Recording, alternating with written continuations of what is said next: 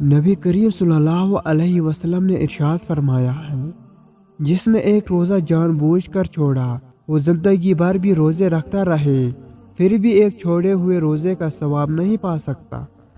روزہ کھانا پینا چھوڑ کر وزن کم کرنے کا نام نہیں ہے، بلکہ گناہ چھوڑ کر اپنے غرور کو ختم کرنے کا نام ہے۔ فرمان مصطفیٰ صلی اللہ علیہ وسلم ہے، روزے دار کا سونا عبادت اور اس کی خاموشی تسبیح کرنا اور اس کی دعا قبول اور اس کا عمل مقبول ہوتا ہے۔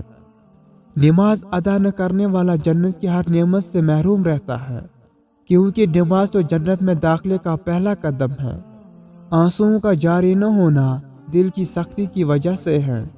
دل کی سختی گناہوں کی کثرت کی وجہ سے ہے۔ گناہوں کی کثرت موت کو بھولنے کی وجہ سے ہے۔ موت سے غفلت لمبی امیدوں کی وجہ سے ہے۔ لمبی امیدیں دنیا سے محبت کی وجہ سے ہیں۔ دنیا کی محبت ہر گناہ کی جڑ ہے۔ نبی اکرم صلی اللہ علیہ وسلم نے فرمایا، تم اللہ کی طرف رجوع کرنے کے لیے قرآن سے بڑھ کر کوئی اور ذریعہ نہیں پا سکتے۔ رسول اکرم صلی اللہ علیہ وسلم نے فرمایا، آدمی کے گھٹیا ہونے کے لیے یہی کافی ہے کہ وہ اپنے مسلمان بھائی کو حقیر و کمتر سمجھے۔ اللہ اس دل کو کبھی اپنے قرب سے محروم نہیں رکھتا جو ٹوٹ کر بھی وقت تہجد اللہ کو منانا نہیں چھوڑتا۔ لاحاصل کو اگر پانا چاہتے ہو تو تہجد پڑھا کرو، کیونکہ جو نصیب میں نہ ہو اسے تہجد کی دعائیں مقدر میں لے آتی ہیں۔ جب اللہ تم سے کہہ رہا ہے کہ مجھ سے مانگو میں دوں گا، تو کیا تمہیں یہ قبولیت کی دلیل نہیں لگتی؟ برائیوں سے پرہیز نیکیاں کمانے سے بہتر ہے۔ اللہ کی رضا کے لیے کچھ چھوڑ کر دیکھیں، اللہ آپ کو بہترین سے نوازتا ہے۔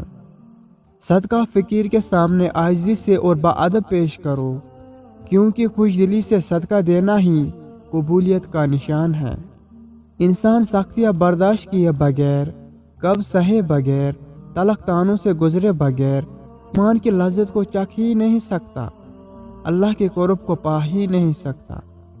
اپنی نیکی چھپانا آپ کی سوچ کا امتحان ہے، اور دوسروں کے گناہ چھپانا آپ کے کردار کا امتحان ہے۔ نبی کریم صلی اللہ علیہ وسلم نے فرمایا، آسانیاں پیدا کرو مشکلات نہیں، لوگوں میں اطمینان پیدا کرو اور نفرت مت پھیلاؤ۔ اے میرے اللہ، مجھے ہمیشہ ایسی عزت اور ایسی خوشی سے بچا جو تیری نافرمانی اور تجھے ناراض کرنے سے حاصل ہو۔